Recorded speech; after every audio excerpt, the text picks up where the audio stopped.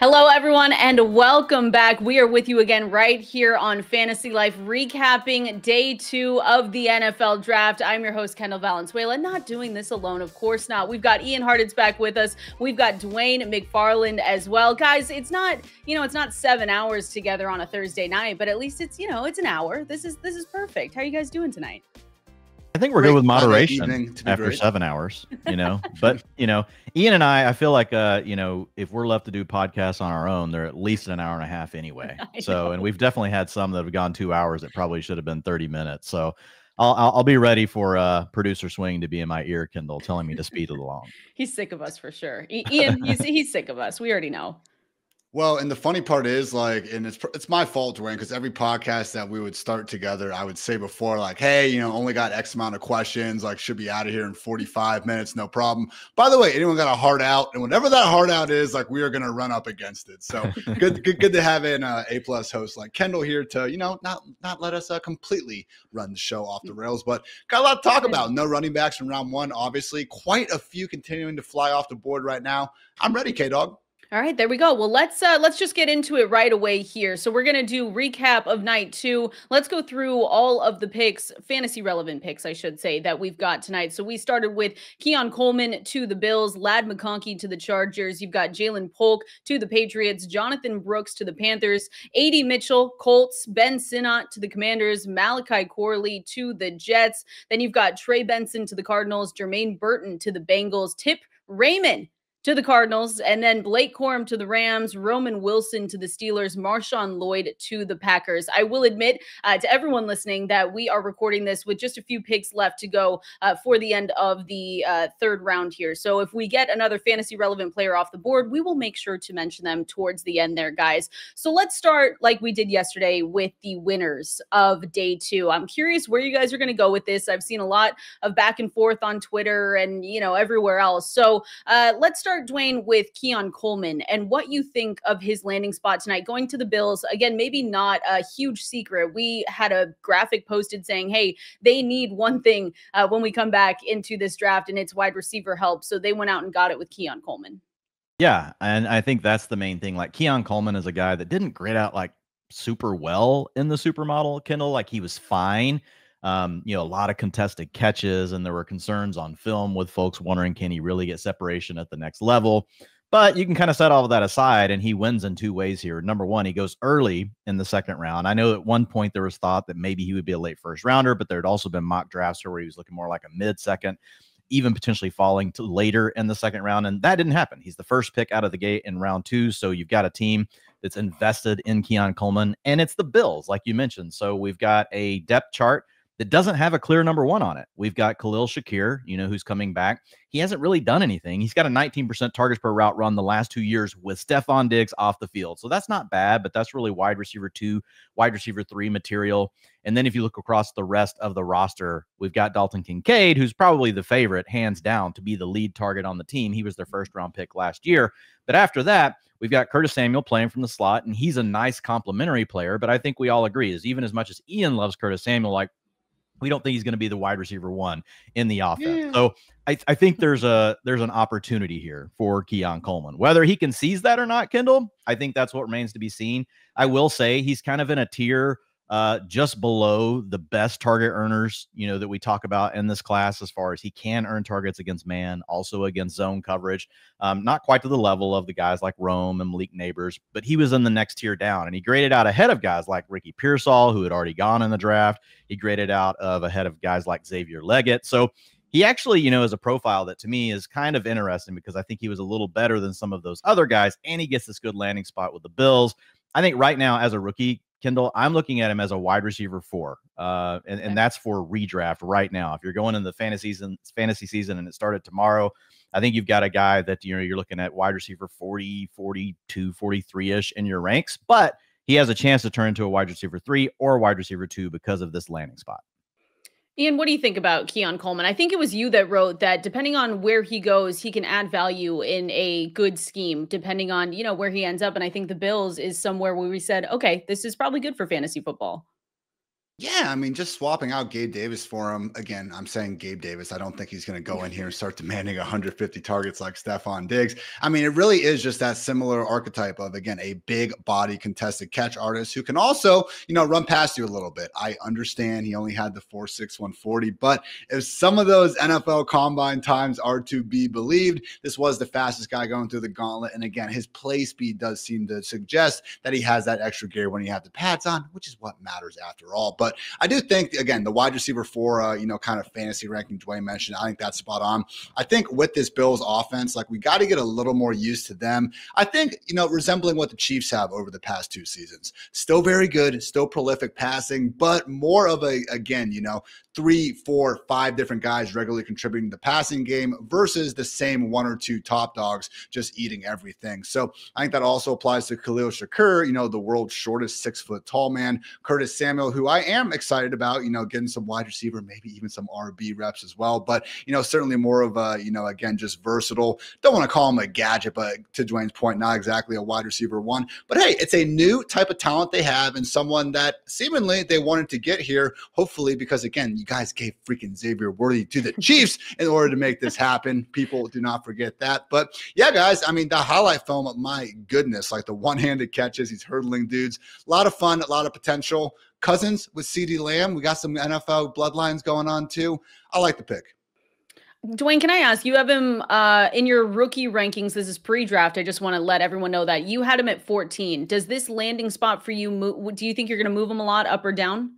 Yeah, I haven't reworked the rankings. I've been working on projections today. And then as these picks have come in, I've been looking at projections. But based on, I mean, he's in a spot where we've definitely got a lot of guys that were close in the supermodel ahead of time, Kendall. So landing spot will be a tiebreaker. So he gets a better spot. Like, I would rather draft Keon Coleman right now than Ricky Pearsall. Like, I get it. Like, man, I was listening to CJ Stroud talk about Ricky Pearsall today. I was listening to a lot of people that, I respect in football. And I'm like, man, like, maybe I'm missing something, but I just went back and looked at it, Kendall. I'm like, if he was really that great, like, I think he would have earned more targets in college. Like, it's just the bottom line. When you hear somebody say, man, that guy can just get open at will.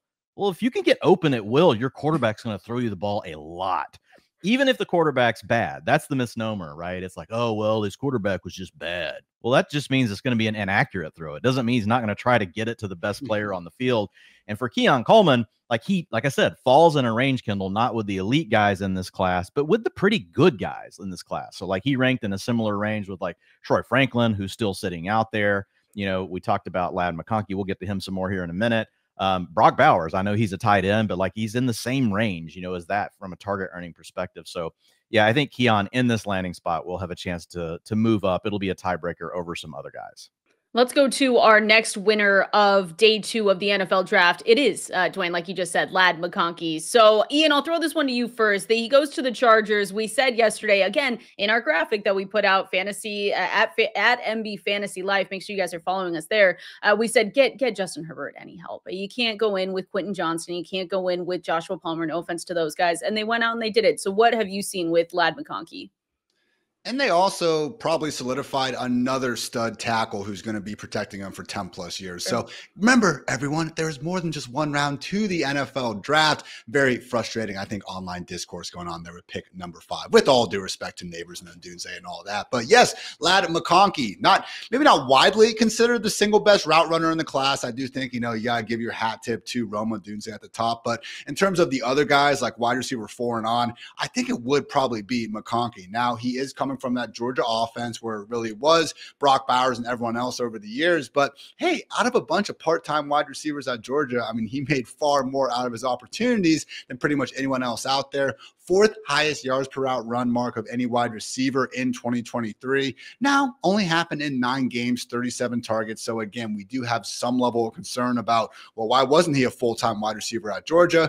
Again, I think we can answer that pretty cleanly. It's Georgia, and they weren't giving other really good wide receivers full-time roles as well. But that does seem to be, again, what we're trying to figure out here. How much of what he was doing efficiency-wise was him being really damn good, and how much of it was perhaps being schemed up a little bit better in a smaller role. balls. So, Dwain, I, again, tend to lean towards the fact that McConkey, pretty damn good football player. I mean, top 35 picks. I think, again, as much as we want to talk about Harbaugh establishing the old run, focusing on the offensive line, pretty smart guy. And if he's feeling good about Ladd McConkey being his wide receiver 1, I think I am too.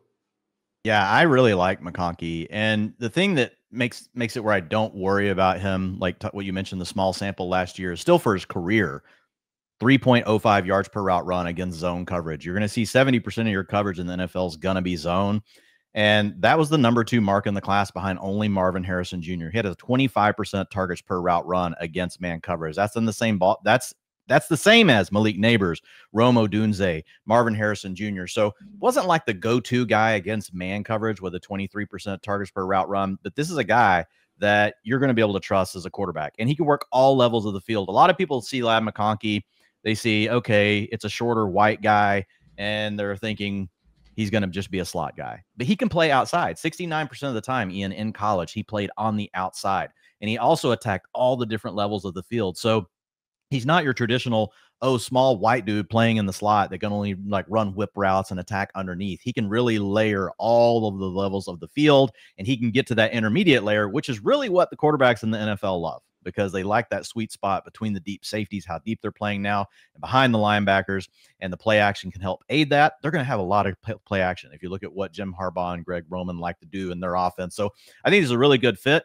I know you have to be careful, like Ian, comping, old players that played in schemes, and I'm always real careful about that. But if you think about it, like I had a lot of people, when I tweeted about Ladd, they're like, "Yeah, I just hope you like running the ball all the time. He's going to be worthless." And I'm like, well, I mean, Anquan Bolden at like age 34 and 35 put up wide receiver 2 seasons in San Francisco on a team that only dropped back to pass 54% of the time. So I think when you look at McConkey, we've got Josh Palmer. I mean, does that really scare you? I think Josh Palmer, like tops, is a 19-20% target share guy. Like, he's fine, but I don't think he's going to turn into a superstar. Quentin Johnston was a complete bust last year. I don't think we can have a lot of faith in him. And if you look at the rest of the depth chart, I mean, it's barren. Like, Keenan Allen's gone, Mike Williams is gone. Like, got rid of your favorite dude, Gerald Everett. So you don't even have Austin Eckler there anymore to soak up passes out of the backfield. So this is a wide open offense as far as the competition for targets. And I do think McConkey from day one can start on the outside. He can kick inside when it's time to go to 3 wide receivers. But I think he has a real chance to be a starter day one. I look at him in the same vein as I do Keon Coleman. I think right now in fantasy drafts, you should think of him as a wide receiver 4, but he could work his way into wide receiver 3 territory. I think his upside's probably wide receiver 2. I don't think you're going to get more than that out of him as a rookie. But how late he goes in drafts, like, I think you'd be fine if you're landing a wide receiver 3. And hey, the really fun comp here, it's not a white guy. Don't worry. Emmanuel Sanders. It matches up almost perfectly. Size, athleticism testing. And I think just with the reality that, to Dwain's point, this is not just a slot guy. You can win on the outside. And really, again, to Dwain's point, making a lot of good ones out here today. Dwain, keep it up. All 3 levels of the field. So, but yeah, again, comes down to these landing spots. We said it yesterday coming in. It was always going to be the Chiefs, the Cardinals, the Bills, and the Chargers. And honestly, out of those, I still think I would have put the Bills and Chargers at number 1 because they didn't have the same, even just existing competition there. And they were the top 2 offenses in terms of available targets, 86% in Buffalo, 61% with the Chargers, and air yards, 90% and 61% respectively. So yeah, 2 players we like with fantastic quarterbacks and wide open wide receiver 1 holes. Love it. Already starting off better than yesterday, guys. Look at us. We're not as down as yesterday. It's all positive here. I like everything you guys just said though about Ladd. I think it all comes full circle. You already said offers the 3-down ability at the next level, especially when he lands on a team like this where he has the upside. I think Dwain, you called him a darling in one of your He's a good lad. We'll just do that all night. We'll just keep going. I'm a dad. It's No, late. Don't encourage me. It's late. It's day 2. It's late. The swing will be in my ear immediately. Let's keep going with some day 2 winners. Let's go to Jalen Polk. Was picked up by the Patriots, a team that I don't know. We've been shaking our heads and saying, how do we fix the Patriots from this point forward? So, Dwain, I'll start with you on Jalen Polk and what you think with this pick. It was pick 37 on a team that desperately needs help a lot of places. Yeah, I mean, so Polk, he's a guy that never really broke out in a big way in his collegiate career, but he was always, he was decent, and if you look at what he did in his final year playing alongside with Rome Odunze, and you look at the teammates that he had, and the competition that you've got for targets. Those are some things that the model liked about him, and that gave him a boost in the supermodel, but still not a real high-end target earner, Kendall. So, I mean, even on a targets per route run basis, 19%, against zone, 19% against man, that's fine. But typically guys go down from there once they get to the pros, right? So, I mean, you're probably looking at a guy you're hoping's at 17 or 18%, targets per route run. If he's able to get on the field and have like a full-time role, which I think that's the best thing about this landing spot is, again, just kind of like what we just talked about on these other two teams. You don't have the quarterback. You don't have a Justin Herbert. You don't have a Josh Allen.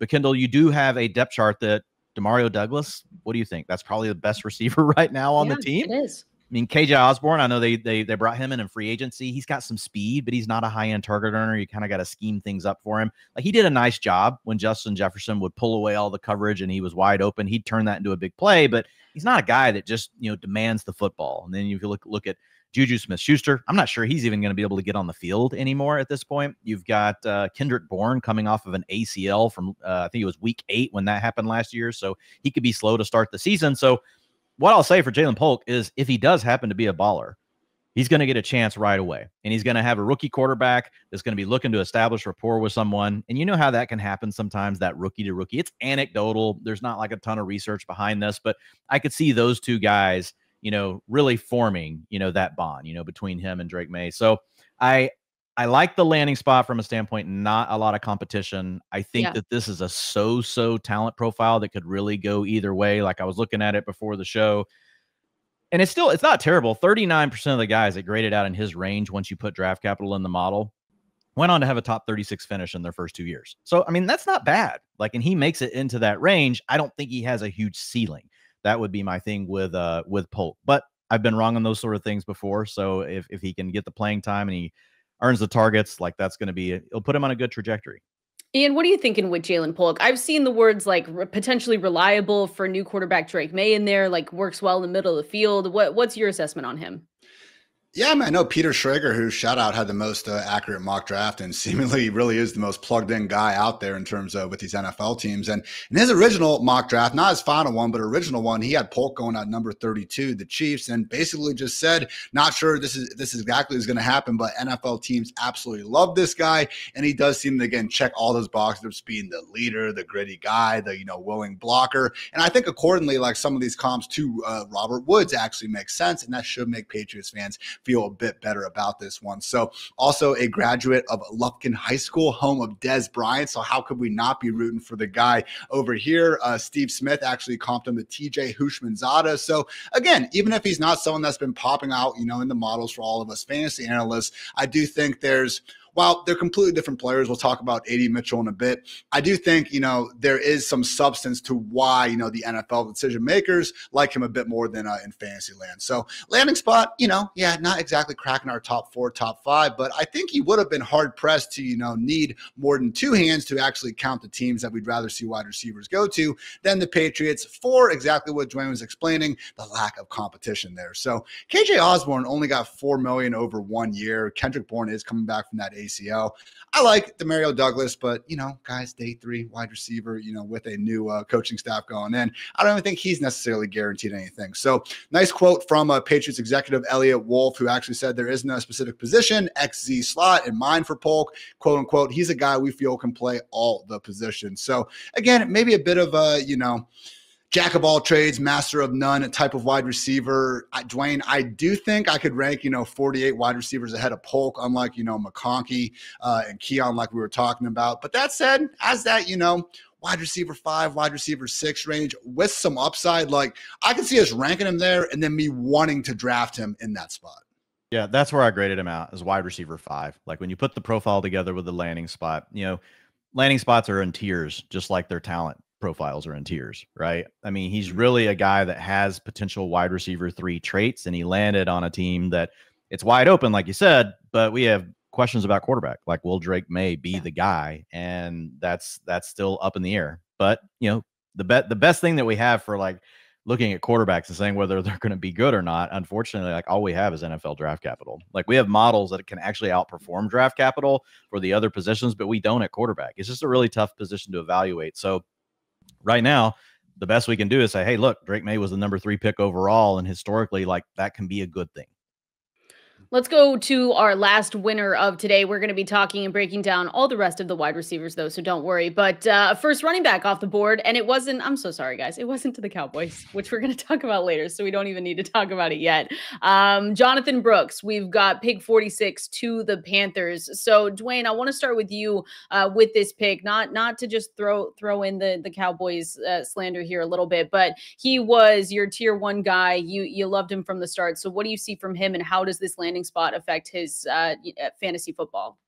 Yeah, I mean, I love Jonathon Brooks. If it wasn't for the ACL injury, I would have ranked him even higher in my rankings. I think, he's just one of these guys that happened to get stuck behind Bijan Robinson as well as Roschon Johnson, at the University of Texas. But if you look at what he was able to do last year, he did all the things that he needed to, and he's still a young player. And if you look at what he did in the supermodel, Kendall, the area that he graded out in, 75% of those running backs have gone on to produce a top 24 finish in their first 2 years. Now, he's coming off of an ACL, which he injured back in November. So this could be a slow start. Like, he might not play the first 8 games of the year.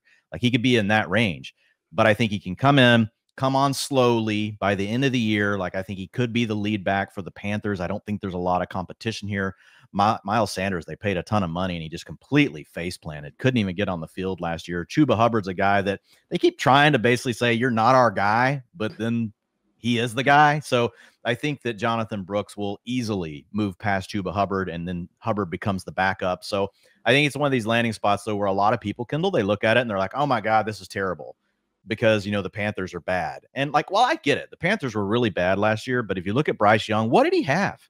What did he have around him? It's what Drake May is about to go through this year. They had Adam Thielen, and those two guys did make magic together, at least early in the season. So you've got to give Bryce Young some credit for that. But now you add Deontay Johnson to the offense. We don't love Xavier Leggett, but that was a first-round pick at wide receiver. Now they add Jonathon Brooks to the mix. So this is a team that, whether we love all the moves they've made, they're clearly trying to make the offense better. And I don't think we can just write off Bryce Young because he had one bad season when he didn't have any competition around him. So I would just tell folks, be careful. We've done this before. People, if you went into last season, everybody thought that about the Houston Texans, and look what happened with them, right? So I'm not trying to bend the rules to say, hey, everything's going to be an exception moving forward. But Bryce Young, I don't think he's as bad as what people think. And the main thing here is Jonathon Brooks is the kind of player, Kendall, and it might be year 2 before we see this aspect to his game. He can make plays on his own. He is a very explosive runner. He can hit the home run ball. He can take the carries inside the 5-yard line. He's not like an Alvin Kamara type of receiver where he's going to work down the field, but he's really good out of the backfield on swing passes, check downs. He can make the first guy miss, pick up another 10 yards. He was very explosive when you looked at his PFF receiving grade that came out well. So he just checks every box, beside the fact that he's injured and that he had to play behind 2 other really good players. But overall, I like this landing spot. Like, it's not the Cowboys, but I still think that overall this is not a bad landing spot. But Ian, very curious, if I've got on the rose-colored glasses and you're really with the majority of people that are in the responses to my tweet telling me I'm an idiot because the Panthers suck.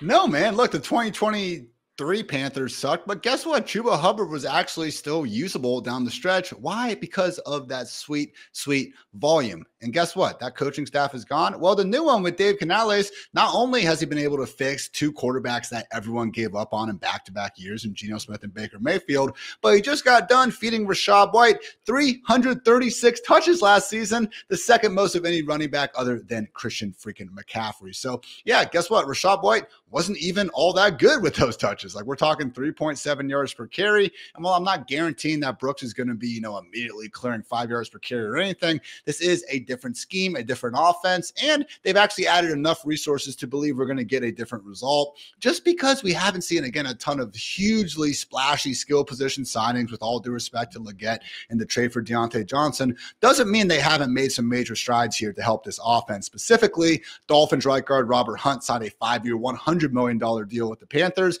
and And Seahawks left guard Damian Lewis also got $53 million over 4 years to really help upgrade what finished last year as PFF's 29th ranked offensive line. So they fortified the middle. We have a coach that's been willing to feature his running back in the run and pass games. And even if I'm not exactly expecting Bryce Young to all of a sudden become this top 10 quarterback and leading this, elite scoring offense, I do think the Panthers could finish closer to 16 than 32 like they did last year. So, was this the single best spot? No, that was the Cowboys. But beyond the Cowboys, man, like you could have made an argument the Panthers were right up there with the Chargers and some of these other teams due to the reality that, again, Chuba and Miles Sanders really, lesser stranglehold on the starting job than anyone else out there. So I guess I'm just a little more concerned about how early is too early to draft this guy because, while the landing spot is good, it's still, again, not exactly elite. This was the second, lowest RB1 ever. So, yeah, I'm maybe not quite as high on Brooks' talent as you are, Dwain. Shout out to Tashard Choice, Texas Longhorns RB coach and former Cowboys running back. Man, he has got these guys absolutely balling. So I'm just like, again, Dwain, if we can get to that point in week 12 where Brooks is fine, he's got the lead job and everything is great. Okay, all of a sudden, yeah, we probably can rank him as a top 15 running back. But man, if we see him already climbing as a top 24 running back from day one, are you willing to potentially see him not necessarily start the year on the PUP list? I don't think that's going to be happening. I think he's well ahead enough in his recovery to avoid that. But if this is going to be a Breece Hall-esque situation where we have a ramp up, top 24 too high for you, Dwain? Yeah. I can't. I mean, I would be really surprised, like if he lands in that range. I mean, just given what we're hearing, I think he would need really positive news, around the ACL, to get that high. I know early in the offseason, people weren't, I don't think necessarily pricing in like what was going on with his ACL. I'm looking right now. So an underdog right now, he's going pick 32. So, I mean, yeah, he could climb a little bit, but I think ultimately he could actually fall a little because a lot of people were expecting him to really land with the Cowboys. So maybe landing spot is enough to push him down. Overall, ADP in early best ball drafts is 107.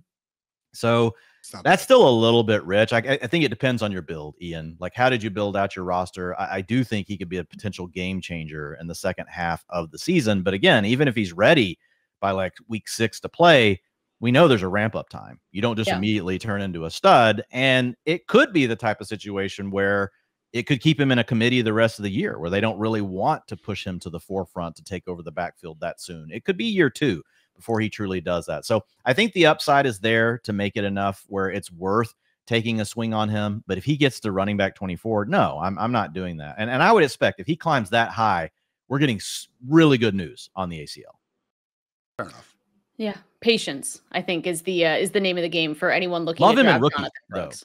Yes. Rookie drafts. I think he should clearly be your running back 1. I want him over Trey Benson. I know we'll get to Trey Benson. He just graded out in an absolute different tier, than what we did, what we got with Benson. And I think the landing spot is cleaner, honestly. And we'll be talking a little dynasty tomorrow as well when we go through our recap for day 3. Let's get into day 2 losers though, guys. This is an interesting conversation with Adonai Mitchell going pick 52 to the Colts. Again, I don't know if he's a total loser, but Ian, what makes us think that this is not the best landing spot for him? Going over to the Indianapolis Colts, you've got Anthony Richardson back, hopefully a fully healthy season. Michael Pittman, Josh Downs, Adonai Mitchell, and Alec Pierce in that wide receiver room now. Look, I want Anthony Richardson to be sweet as much as the next guy. And like the flashes are bright, but some of the hype going along for a guy that played 2 NFL games, 2 full games last season. One of those, he went 11 for 25 passing. Both of them, the Colts were down multiple scores in the second half. And let's face it, he just kind of was marching them back, against some softer coverages and stuff down the stretch. Like there's reasons to like the guy, but his whole thing was he was a raw quarterback coming in because he just, switched from wide receiver pretty late, only had 10 career collegiate starts. So we're now entering an offense with already a number 1 wide receiver in Michael Pittman, arguably a number 2, at least in terms of target earning ability, in Josh Downs. And you can't completely write off Alec Pierce yet because he is the incumbent, starting wide receiver 3 in this group. So with Adonai Mitchell, look, I do think he is a better talent and a better football player than Alec Pierce. But hey, as much as, we like to say that he should be able to pass him up sooner rather than later, a guy we talked about earlier, not exactly, thinking he's a world beater in Josh Palmer, guys like that do regularly at least make it tough for these rookies to get the full-time roles that we need to trust them in fantasy land. So it's going to be a run-first offense. offense. I'd be surprised, Dwayne, in your projections if you have the Colts as anything other than the bottom 10 offense in terms of passing yardage expected. And he's probably going to be the number 3 target at best. I mean, again, maybe I'm giving Josh Downs a little bit too much respect here. I love A.D. Mitchell, the prospect. I think, again, you put the tape on and it helps overcome some of the issues with the receiving yards per route run and things like that. And I understand Dwayne's supermodel does a great job incorporating some of the concerns I'm bringing up. But, man, it's just one of these situations where we were talking about him going to Buffalo, going to the Chargers, going to the Chiefs, like one of these teams at the end of round 1 that could have legit had him projected to be their wide receiver 1 or wide receiver 2. Now he might be a little bit of a glorified field stretcher, at least in year 1. And for that reason, he's a loser, even if for the Colts, yeah, your offense just got better. Great job. Tough. He's a loser. Just clip that for the social. Yeah, look. With A.D. Mitchell, like, I've already been on the record with him, so I won't lament it a long time here, but I'll just say it this way. After adjusting for all of the factors, right, that the model adjusts for, right, your competition for targets, the quarterback you play with, the age you did certain things at, his closest comps in the model were MVS and Miles Boykin. Not good. Not good. So I was always kind of fascinated with this idea that he was going to be a round 1 pick. So I think the biggest reason I think that A.D. Mitchell is, a loser in this instance is because he ends up going in round 2 and he loses that round 1 draft capital, which just carries a little more weight for whatever NFL team invested in him, right? To where they're going to want to stick with him a little bit longer. Now he still goes in round 2, but it wasn't a high round 2 pick. He didn't go up where Keon, Coleman, and these other guys go. And remember, in the first 2 rounds, draft capital is not linear. Like it is it's a curve. It's a steep drop off. Once you get to around pick 64, draft capital starts to level off. And so once you move into round 3, round 4, I saw Ian, you joking earlier saying, hey, I love this guy in round 3, but I didn't in round 2. There's actually some truth to that, because how much draft capital falls off in the first 2 rounds and then levels out, in the 3rd and 4th and 5th rounds. But with A.D. Mitchell, I think this is more of the range where he should have been getting, projected anyway. A wide receiver that's definitely flashed raw traits for brief moments in time. And you hear everybody reference, this guy played 5, playoff games and caught 5 touchdown passes. Well, it's true. He did show up against like really big teams, but can he do it consistently is the challenge. So maybe coaching can get him out of that at the next level. Maybe you find a way to get this guy, and who knows? I don't know if it's a motivation thing. I don't know if it's a he didn't get the right technical coaching. I mean, I don't want to assume any of those things. But I do believe the upside's there. And I think the landing spot from a standpoint, Kendall, of, you heard Ian mention Alec Pierce. Yeah. Alec Pierce, he hasn't done anything. And they've given him a full-time role. This dude couldn't even get to like a 13% targets per route run. That's terrible. Exactly. That's like Ian could probably get to a 13% targets per route run, at least like if he ran like 2 routes on a 2-route play defense for a reason, Dwayne. Yeah. Well, they could accidentally throw it in your direction, and you could basically do as good as what Alec Pierce has done. So I think the runway is wide open, and I think he gives them the element in their offense. Michael Pittman is the chain mover. He's the Michael Thomas of the offense.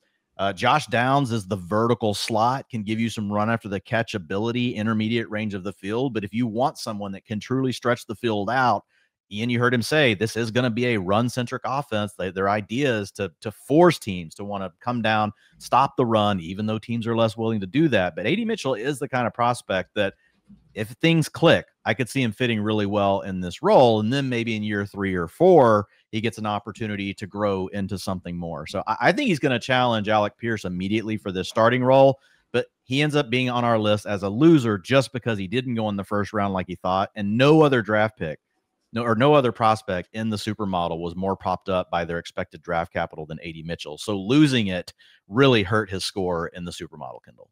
Yeah, that's why I'm glad you brought up Alec Pierce, though, because I personally I don't think he's a total loser. I understand that we're putting him in here for many reasons, but we're being so mean. Like I know. These guys play in the NFL. They're not total losers. No, I know. I like him though, because I think you're right that they were missing a piece with Alec Pierce, and I think A.D. Mitchell steps in and now can be that piece. And I don't want to. Man, we're crapping all over these players, but I don't want to say that all about Alec Pierce. But I think that he is that piece that they were missing. You wrote about him, certified deep threat. I don't think he's a total total avoid in fantasy drafts. And I kind of do like this landing spot, but it's understandable why we have him as a loser in this one. No professional football player in the history of the NFL is actually a loser. We all realize that. But guess what? When we're trying to win fantasy money, Adonai Mitchell, if he lands on the Bills, like could have been knocking on that top 36 door in fantasy. True. At a minimum, he would have been right where we have Keon Coleman right now. He's going to be what, Dwayne? Wide receiver 6, wide receiver 7? I think he's a wide receiver 5, wide receiver 6. Yeah. That's a loser. I'm with you guys. Yeah, just put it on. I'm putting it on a graphic. We're clipping all the social clips of you guys. How many times can you say he's a loser? That's what we're going to do. To Adonai Mitchell, if you're watching Adonai Mitchell's a loser. I don't think you're a loser. He's got the shape of an L on his forehead. Good pull, though. Good song. On the back, though, it could say, but Dwayne says he's better than Alec Pierce. There we go. There we go. Balance it out. All right, basketball fans, playoff time is finally here, and we've teamed up with DraftKings to make this one even more exciting. Right now, all new customers who bet just $5 on anything will instantly get $200 in bonus bets. So what are you waiting for? Download the DraftKings app now and sign up using our promo code FANTASYLIFE.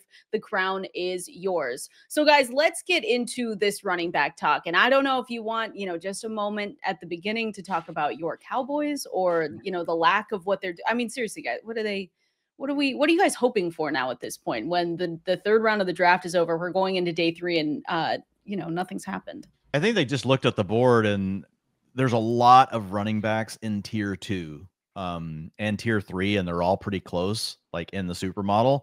So I think they're studying the supermodel, Kendall, and they realize that they could just wait probably and take one in round 4 that's going to be like similar to what you could have got in round 2 or round 3, unless you got your hands on Jonathon Brooks. I do think Trey Benson was, the number 2 prospect as well, and he went off the board accordingly in that order. But I still think there's a lot of guys here that the Cowboys, could take that honestly grade out very similar to Blake Corum, Marshawn Lloyd, guys that have already gone. So I think they're just looking at the depth and thinking something's going to be there still in the draft. I hope.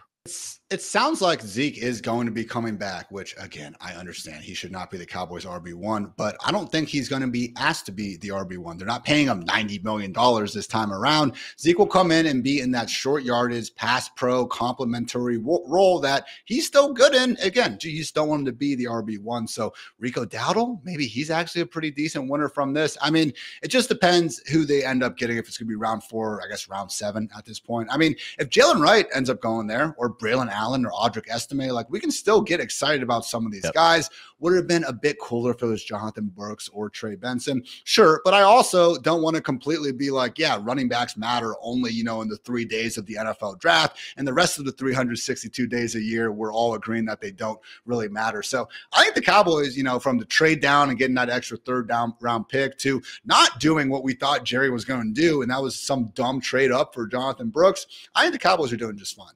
I like Jalen Wright. I would take Jalen Wright in round 4. That's what I'm hoping on. You're hoping for with the Cowboys. I'm hoping for your guys' sake too, so that we don't have sad Cowboys fans on Monday. That's that would be the worst. We just want it for the fantasy landing spot. It's like so wide open. I know. Yeah. All right. Let's get into Trey Benson, because we kind of already talked about Jonathon Brooks, but if you guys want to go back to him in a little bit, we can do that. But Trey Benson picked 66 to the Arizona Cardinals. Dwayne, what do you see in Trey Benson, who now joins a running back room with James Conner, who we talked a lot about yesterday with landing spot and where we like James Conner going? Now he has a little bit of competition behind him too.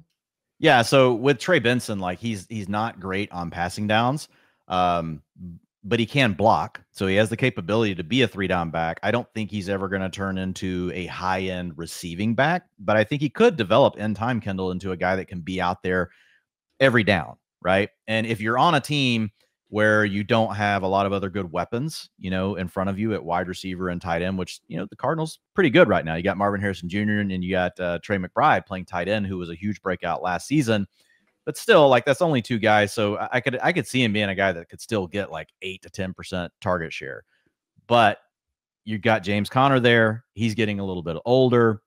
I think he could, in year 1, like help just supplement some of the early down work and just kind of ease the load off of James Conner. So I think this hurts James Conner's fantasy stock a little bit. Like, I'm not overly worried about it. But remember, as backs get older, they get a little bit more inefficient. Like, these teams are willing to give the young guys, more of a workload, especially in the second half of a season. And with how often we've seen James Conner get hurt, he's missed at least 4 games. Like, in how many years? I can't even remember, Ian. I just wrote about it yesterday, but it's we've talked about so many things and looked at so many other things. I forgot what the number is, and I haven't projected for 14 games this year. So there's going to come a point, most likely this year, where Trey Benson's going to get the workload. Well, what if he explodes when that happens? Then when James Conner comes back, right, it could be more of a split. You could even talk about Trey Benson having a slight lead. So I think this is just enough to, create a little bit more doubt with James Conner. But at the same time, Kendall, like, where James Conner's going right now in fantasy drafts, like round 7, I still think he's fine. I don't think that this is enough to really hurt him and push him down further. I think a lot of drafters were assuming that there would be a day 2 rookie running back added to the Cardinals, and that's probably why they weren't investing earlier in James Conner anyway. But Trey Benson long-term for rookie drafts, I do think he should be the number 2 running back off the board. Ian, you agree? I mean, I'm going to have to move James Conner down from RB12 overall. So I think it was 9. I think we ended up saying it was RB9. No, it was 6. You had him at RB6. That was Rashad White, I think. Okay. Okay. But yes, we're going to be bumping them down a little bit. But, if the Girl Scouts walking up, Dwain asking me who I think is going to finish as the number 1 fantasy back in Arizona, I still do think Connor should be getting the benefit of the doubt. But to Benson's credit, man, like, this is your true, thunder and lightning situation now. I mean, 216 and the man can run a 4.3 940. Again, like, just that being that sort of athletic specimen, especially coming off that brutal knee injury. I mean, torn ACL, MCL, has some meniscus damage as well in 2020. Great story seeing Benson get back and do obviously what he did at Florida State over these past 2 seasons. So looking at the offense, I mean, hey, with Kyler back last season, guys, weeks 10 through 18, Drew Petzing's system, banged up Marquise Brown, barely nobody to even go with the ball other than Trey McBride and, of course, Greg Dortch. I mean, this was a top 10 group in EPA per play, yards per play, and touchdown drive percentage. So now you add Marvin Harrison Jr. Hopefully just everyone's gelling more in general, because you have Kyler under there from week 1 on. Second year in a system. I'm not saying the Cardinals could be a top 5 scoring offense, but if they finish top 10, man, I don't think it would be the biggest surprise in the world. So just from that, perspective, Trey Benson is immediately going to slide in as one of these potential handcuff with benefits where, man, if he's going in that RB4 range, there is a chance that we could see him go out there, earn his way to, 10, maybe 12 combined carries and targets per week in that flex conversation. And if something does happen to James Conner, who, let's face it, hasn't exactly been a model of good health, has played in at least 13 games in all but one of his career seasons, but never more than 15. That's a situation where, yeah, you take away Benson. I think Connor's a weekly RB1, but if you take away Connor, I think Benson probably is a weekly RB1 as well. So Keontae Ingram, Michael Carter, I don't think these guys are threats at all, especially after Benson got this day 2 draft capital. Again, it's not the Cowboys, but that's the only spot that we had in the NFL that was like, okay, rookie running back's going to go here and very likely start from day 1. Pretty nice landing spot for Benson, all things considered. I miss the Amari DiMercato conversations we had last year. Don't you miss those? What an era. Mid-season? What? I'm just throwing it out there. I saw the depth chart and I was like, oh my God, I forgot about him. Let's go to Blake Corum, pick 83 to the Rams. Dwain, Blake Corum? Got him. Yeah. It's really late. We're so tired. Go ahead. Take Kendall it away. Dad jokes. I set you up. Yeah. So look, Corum is a guy that's proven he can handle a big workload, and that does matter. That showed to have signal moving forward. These guys that play at big programs, they handle that heavy workload quite often. They can go to the NFL and do the same thing. Even though Corum, he's not as big as a back like Benson. He's shown that he can do it. He can play on all the downs. He's not an elite pass catching guy, Kendall, but he can stay out there on passing down. So I think he's a guy that could easily come in and, get 35% of the work and just keep things, fresh for Kyren Williams. And I think that he can actually play in all of the different instances that Kyren Williams is already playing in. I don't think you got to take passing downs away from him. We'll see how the pass blocking stuff goes, but he's pretty decent pass blocker based on all the scouting report stuff that I've read. So I think he's a guy that can come in and he can easily relieve Kyren Williams really in all of the different situations. And if something does happen to Kyren Williams, Kendall, then the major door opens, where he could come in and really give you that running back 1 production spike weeks in that great Rams offense. Because if you look back at Kyren Williams, it's not like we expected him to be what he is. Now, Kyron's a really good player. We're not trying to take that away from him, but this is a situation where Sean McVay's told us multiple times. He's like, look, we'd really like to get someone to help lighten the load on Kyren. But every time he said that, he just turned around like the next week, gave Kyren like 90% of the snaps because they didn't have anybody that they were willing to give it to. I do think that Blake Corum can come in and do that. And the interesting thing with Corum, you know, if you look at how he did, Kendall, like as far as the supermodel, like the areas that he graded out really good in, he had strong pedigree. You know, he was a 4-star recruit. But if you look at him, like this guy was a touchdown scoring machine. So if I was worried about anything with Kyren, where I was like, man, if there was like a potential for something to really hurt Kyren's value, it would be what if they give this guy some of the carries inside the 5-yard line. Now, McVay has typically, when he's gone to a guy, he lets him really do everything. He doesn't split backfields up that often by, oh, you're a specialist, you're this, you're this. It's like, nope, this is the starter. This guy's going to come in behind and do all the same things, but they're just going to get less work. But it's definitely worth noting. So when I look at Corum, I think this is a really good spot for him because Kyren Williams, like that's just a really heavy workload to continue getting as much work as what he got last year. So I think this is about as good as you could hope for. And because it's the Rams, if something does happen, again, you're going to get that RB1 spike week potential. Yeah, Sean McVay not very good on the coach speak index when he was telling us, "Oh, we're gonna let him get a little bit of rest." But Ian, what do you think? Blake Corum, I know a Michigan man, so sorry about that, but I think you have good things to say about him.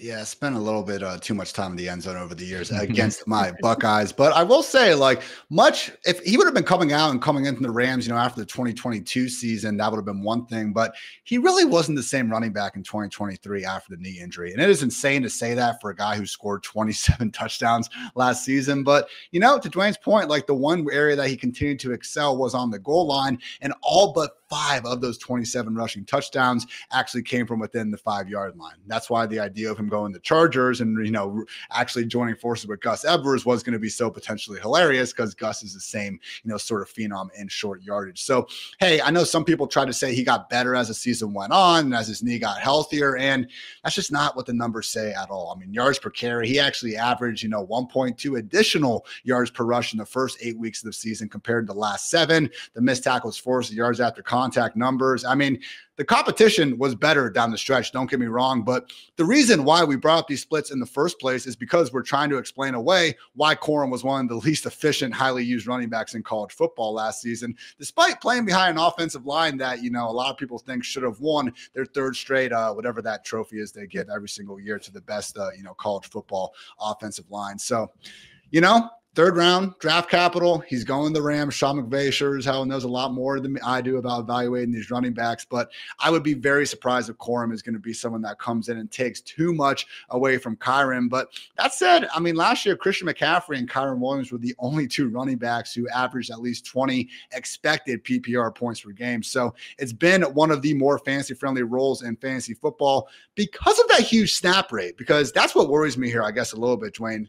They don't throw the ball to the running backs in Los Angeles. Like, this is one of the bottom 3 or 4 offenses in terms of targets to running backs ever since McVay has gotten there. Gurley had a little bit of a, you know, year or two where he was catching things, but ever since then hasn't been great. And as much as I would like to think that Kyren will continue to be the undisputed workhorse, if Corum even eats into, you know, 30, 40% of those carries, man, that's a serious problem considering Kyren is going round 1 right now, man. So again, not saying Corum's going to take the job or anything, but let's also remember Kyren Williams in week 1 last year got out-touched 22-15 by Cam Akers, you know? So as much as the Rams can say, we've loved Kyren Williams the entire time, yeah, you know, it took Cam Akers getting kicked off the team or whatever the hell happened to him and McVay that time for him to finally get that job. So, hey, I'm just saying, Dwayne, if I see Kyren Williams named in the top 15 picks, I have a very hard time pulling that trigger right now when we can wait 4 rounds and still get guys like Joe Mixon and Rachaad White, who are they as good and as good of offenses? Probably not, but I really don't think that, you know, ADP difference is going to be warranted. Yeah, when I projected Kyren, I mean, I was already assuming that they were going to probably add one of these backs in this range. So I only gave him, you know, I didn't give him near the workload that he had last year, but it was still good. Like I still have him over 60% of the rushing attempts. I'm not going to come out and say he's going to get 80, you know, percent of the rushing attempts. So I think there's still room. Like you got Ronnie Rivers and Zach Evans Zach Evans last year this team needed a back for a stretch, and he couldn't even sniff the playing field. Like he couldn't Didn't even they get out sign there, Royce so. Freeman? Yes. Yeah, they signed Royce Freeman. So I think that Corum immediately takes over the running back 2 job. And I think he's going to put him 25, 30%, of the work. That's still going to leave like 60-ish, 62, 63% for Kyren, where I already had him graded, Ian. And so I'm not too worried about it. I had already downgraded Kyren from obvious. I mean, look, he went nuts last year, but still where he's grading out overall, even after taking away some of that, some of that sweet volume, as you call it, I've got him scoring 5.9 points less per game this year than what he scored last year. But he's still, like, if you're going by pure projections, he still ranks inside the top 12 guys in the model. Now, I regress guys pretty hard to NFL average stuff, so everybody gets pushed down. But he's one of the guys that got pushed down more than most, and he still comes out close to the top 12. So I still like him a lot better than the other guys. But to your point, it's so tough right now, and I know we'll come back and have more strategy talk later about, the actually drafting in fantasy this season. Maybe we talk about that some more tomorrow, but it is tough to pull the trigger on some of these running backs because there's so many, like you mentioned, falling down the board with Joe Mixon, James Conner. Now, I think some of these guys, if they can avoid another running back landing on their team tomorrow in round 4, like after that, you just don't really worry about it that much. I think some of them are going to climb a little bit, but obviously they're not going to reach Kyren status. So I think you could bring up a really good point. In early drafts that I've looked at, I love just going hard on wide receivers and waiting at running back. Let's talk about the final running back in this section. It is Marshawn Lloyd, pick 88 to the Packers. Ian, what do you think about this one? You got Josh Jacobs newly signed. You still have A.J. Dillon there, and then you have Marshawn Lloyd, where I know we've talked before about the big play potential as being a pro. We've talked about his size, his athleticism, and maybe some of the cons being the ball security, limited experience as a receiver. Do you like this fit for him? Explosive run play rate out of this world, and you look at what he's did as a receiver, it was limited, but we saw flashes of not comping him to Eckler or CMC, but actually being used downfield like we see from those sorts of running backs and hardly any others. I mean, he actually posted a 3-yard average target depth, which is incredibly rare from running backs. It's usually in the negatives because they're just catching screens and swing passes behind the line of scrimmage all the time. You will see some of these plays where, again, Caleb Williams actually targeting Marshawn Lloyd, 25 plus yards downfield, down the seam, and Lloyd looking smooth while he's going ahead and making the plays. So, guys, this is my draft crush because Dane Brugler comped him to a thicker version of Duke Johnson coming out of Miami. So how could I not absolutely love what Marshawn Lloyd is bringing to the table? All that said, not the best landing spot for him. Obviously, the Packers have 48 million reasons to give Josh Jacobs a hell of a lot of touches, although that contract isn't maybe quite as big as, again, shocker, guys, first time ever that NFL contract hasn't been as big as originally reported. But, I mean, Joe Mixon's extension with the Texans, I believe, got him 13 million guaranteed. That was actually more than what Jacobs has with the Packers, which I believe is a little bit over 12 million guaranteed. So I'm not actually sure if Jacobs, again, if he cannot get his efficiency out of the complete gutter like it was last season, I'm not exactly sure Jacobs will necessarily be, the Packers' long-term feature back. So even if Lloyd is going to be the man in 2024, he could honestly be a little bit closer to maybe being, in that Trey Benson handcuff, with benefits sort of range. Now, I do think, having A.J. Dillon there could complicate things just a little bit because as much as, again, we'd like to think that Marshawn Lloyd, if Jacobs goes down, can beat out A.J. Dillon with all the history he has with his coaching staff and history of just being an early down grinder in the committee, it could complicate things. So Lloyd's someone that I don't think I'm going to be drafting too much, especially if he's going to be anywhere near that top, 36, 48 at the position. But Dwain, if anything, man, this isn't the most ideal running back for the Packers to add alongside Josh Jacobs. Again, a lot of money. I'm sure Jacobs will be the lead back. I have no doubts about that. But, hey, he better be getting, 300-plus touches to be paying off that early ADP he's at right now. Yeah, I'm not too worried about Jacobs, to be honest. And I think he's going to be fine. But I think this is also not bad for Lloyd because of what you mentioned. It's A.J. Dillon. Yeah. A.J. Dillon's had his chance, I mean, in Kendall's words, you just call him a loser, okay. But I'm not going to do that. I'll be a little more nice. I'll be positive. Your words, not ours. Yeah. A.J. Dillon's had a chance, and he's not done anything. He was a free agent this year. No teams really even wanted to give him a sniff, so the Packers brought him back for next to nothing. Marshawn Lloyd is a far more dynamic player. Now, if I just had to quickly summarize Lloyd, he's a boom bust prospect. He's a guy that does all the eye-popping things that we love to watch. When you turn on the film and you watch players, there are certain guys that just grab your attention. Marshawn Lloyd's one of them, like, because he forces a lot of missed tackles. He'll run over people. He can run around people. But when you add all the context together, like, and you look at his grades from guys like Lance Zierlein and Matt Waldman, and you look at his PFF run grades, his PFF receiving grades, it just doesn't all add up. So it's like he does all these things, but he's not necessarily always adding value to the play, which is the context you get from really looking at film and looking at the grades. And that's my big concern, you know, with Marshawn Lloyd. You know, his 0.33 missed tackles force rate, Ian's 78th percentile since 2018 for a college career. 18% of his carries went for 10 plus yards. That's 68th percentile. So, like, he's doing some good things, but he also has a lot of negative plays. And, you know, that can get you in the coaching doghouse. So I think that's the thing that he'll have to avoid, but maybe with good coaching, kind of back to the Adonai Mitchell thing that we discussed earlier, he has the underlying traits to potentially improve. And to your point, and you know, even though Josh Jacobs is only 26, you know, he's getting up there, you know, as far as like the amount of years that he's been taking on large workloads. Now, I know the data really says it's more about age than workloads, but in 2 years from now, Josh Jacobs will think very differently because he'll be 28 instead of 26. And if he's been healthy, he'll have another 600 carries on him, right? So I think Lloyd is more of a long-term answer. And to your point, Ian, I do think that he is a little below these other guys we've talked about. Trey Benson as being like that handcuff option because A.J. Dillon is just enough. But I think I'm willing to go ahead and just bet on Lloyd being the guy over A.J. Dillon. You know, and you're going to get him a little bit cheaper in drafts. My guess is, I haven't looked at ADP, but where Trey Benson will probably settle in like round 11, you know, as being that handcuff. He won't even be going that far after James Conner. It's going to seem weird. He'll be going 3 or 4 rounds after James Conner. I think Lloyd probably end up being like round 12, maybe round 13, somewhere like that. So I'll be willing to invest. All right, let's talk a little bit more about the rest of the wide receivers we did not get to. Guys, we're going to play a little bit of popcorn here. So a minute or less reaction. I'm just going to give you one, then we go to the next one, just like we did in elementary school when they asked us to read out loud. That's what we're going to go with here. So Ian, I'll start with you. Malachi Corley is someone we haven't talked about. Wide receiver pick 65 to the Jets. What's your reaction and takeaways here? Going to have to prove that he's more than just a gadget player. Over 50% of his catches in college actually came by way of screens. So yes, this is a guy that, again, major questions on the route tree and if he can actually do it against bigger competition. I do not really see the Deebo Samuel comps. Deebo is a bigger player. I do think he's a bit closer to the Amari Rodgers, Curtis Samuel type of things. That said, there is an open job for the Jets in that slot, but certainly going to be getting, you know, far less targets than guys like Garrett Wilson and Mike Williams once he is healthy. So long-term, maybe he figures this out, but 2024, gonna have a hard time putting him in the top 50, maybe even top 60.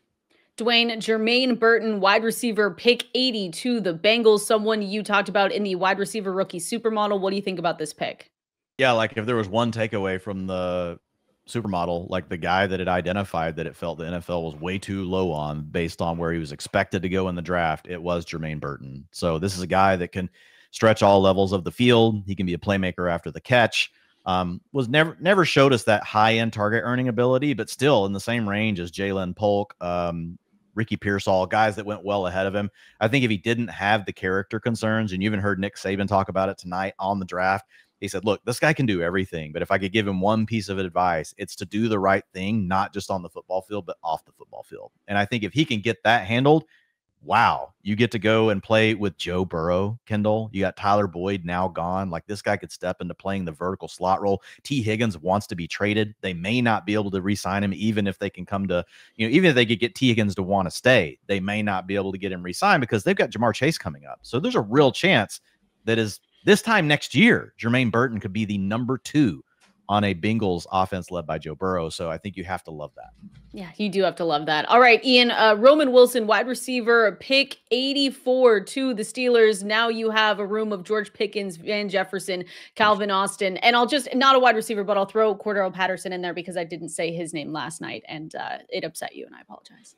I was very rude, and I do apologize, Kendall, No, but I appreciate you learning from your mistakes. So I will say that cool touchdown that JJ McCarthy threw to Roman Wilson when the Ohio State dude had his back turned. Denzel Burke had the ball in the end zone. It was an interception, Wolverine fans, and I will go to my grave with that. That said, Roman Wilson is like this vertical slot guy that, you know, I know Dwayne was just saying Jermaine Jermaine Burton can play that role in Cincy. Obviously, that's going to be a bit more prolific with Joe Burrow in that pass-happy offense versus Arthur Smith and Russell Wilson, hopefully Justin Fields sooner rather than later. But hey, if we had to, again, get the 4 or 5 obvious best spots for a wide receiver to land, I do think we could see the Steelers being in the top 10, kind of, again, more so in that Patriots range of things. So certainly, again, could be the wide receiver 2 from day one. I think it's a good compliment to George Pickens. And just from an organization standpoint, guys, I mean, if there was a group that we would trust drafting wide receivers, it would be the Pittsburgh Steelers. So 58% of targets to Roman Wilson last year went for first downs or touchdowns. That was the highest among all Power 5 wide receivers with at least 50 targets. I think he's a good player. I don't think he's going to be overly fantasy relevant, more so because of the offense he's in and the quarterbacks he's dealing with. But Pittsburgh Steelers offense needed another wide receiver. I think they got a good one. We've got 2 left that we didn't mention at the top of the show because we said we were recording right towards the end of round 3. So, Dwayne, interested in Jalen McMillan, pick 92 to the Tampa Bay Buccaneers. Yeah, McMillan was a guy that played mostly from the slot. You had Rome Odunze operating on the outside.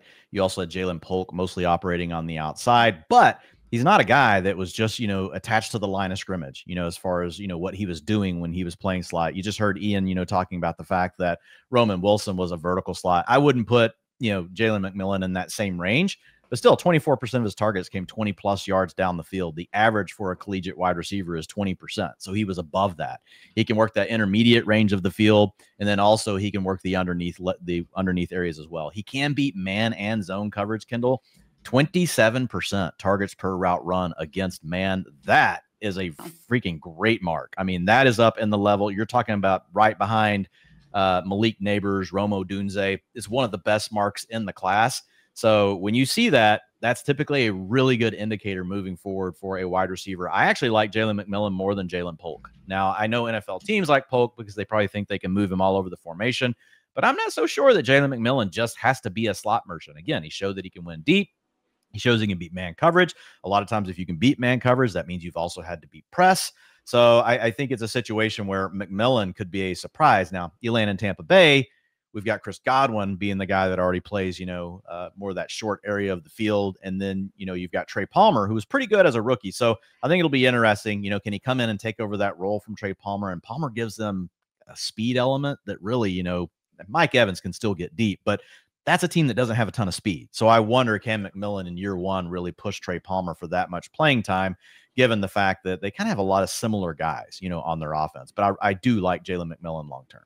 All right, last one here, Ian, for you. Luke McCaffrey, wide receiver Luke McCaffrey. If the name sounds familiar, yes, you are correct. The brother of Christian McCaffrey here. Pick 100 to the Washington Commanders.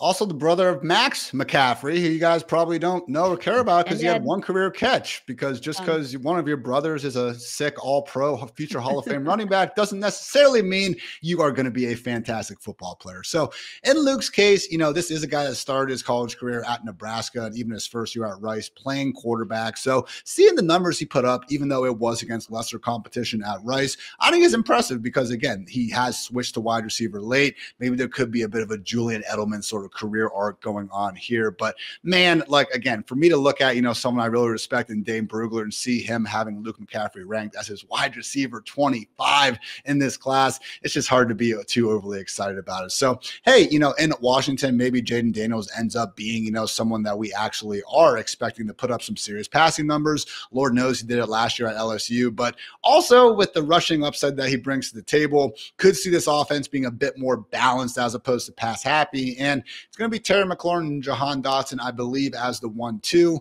Maybe McCaffrey can find his way into 3 wide receiver sets. We have to at least consider it because of the 3rd round draft capital. But I think most, draft analysts would have called this pick a bit of a reach. Could have had a worse landing spot. Going to be a situation where I'm going to kind of need to see McCaffrey prove it before I'm going to overly invest in him. Wouldn't be surprised if he's someone that I'm drafting very rarely, even as a late round pick in the year 2024. All right, guys. Well, there was our day 2 recap, but don't worry, we're gonna do it. It wasn't 6 hours, which I missed you guys for the other 6 hours today, but we're gonna do it all again tomorrow. We're gonna have a recap of day 3 of the NFL draft. So make sure you watch that wherever you get your podcast on our YouTube channel. Make sure you like and subscribe there as well. Make sure to also check out the rookie supermodel that we've been talking about. FantasyLife.com is where you can go and get that 100% free. And again, we're gonna have podcasts tomorrow recapping the whole NFL draft. So that's going to be a really good one. Appreciate you guys hanging out with us today, and we'll see you next time.